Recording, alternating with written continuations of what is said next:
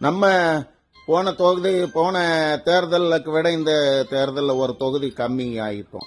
ஏதாவது சமரசம் செய்து கொண்டீர்களா? எப்படி அது ஏதாவது?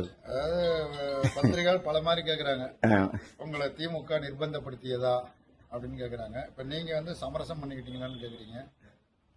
எங்களை நிர்பந்தப்படுத்துவதற்கு திமுக பாஜக அல்ல, அடிபணிவதற்கு நாங்கள் அதிமுக அல்ல.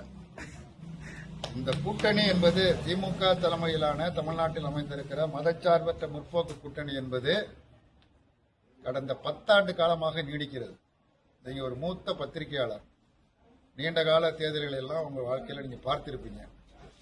52 கூட நேரடியாக பார்க்கவில்லை என்றாலும் படித்து தெரிந்திருப்பீர்கள். ஒவ்வொரு தேர்தலிலும் கூட்டணி உருவாக்கப்பட்டது. அந்த கூட்டணி என்பது அது திமுக கூட்டணியாக இருந்தாலும் சரி, அதிமுக கூட்டணியாக இருந்தாலும் ஓராண்டு காலத்திற்கு மேல் எந்த கூட்டணி நீடித்தது கிடையாது, வரலாறே கிடையாது. நான் அறிந்த வரையில் கிடையாது. ஆனா இந்த கூட்டணி ஏன் நீடிக்குது? 10 ஆண்டு காலமும் ஏன் நீடிச்சிட்டு இருக்கு என்றால், ஒரு கொள்கைக்கான கூட்டணி, ஒரு கொள்கை போராட்டத்தை நடத்தி கொண்டிருக்கிறோம். அதனால இது சீட்டு ஒரு பெரிய பிரச்சனை இல்லை. இன்னைக்கு எது அபாயம், எது தீங்கானது? RSS தான் நீங்க தீங்கானது. அந்த தீங்குக்கு இங்க தமிழ்நாட்டில் இருக்கிற சில பேர் துணை போயிட்டாங்க. அவர்கள் கால் பதிப்பது தமிழ்நாட்டிற்கு மட்டுமல்ல, ஒட்டுமொத்த தேசத்திற்கே ஆபத்து. அந்த அக்கறையும் பொறுப்பும் எங்களுக்கு இருக்கிற காரணத்தினால் நாங்கள் உடன்பாடு காண்கிறோம்.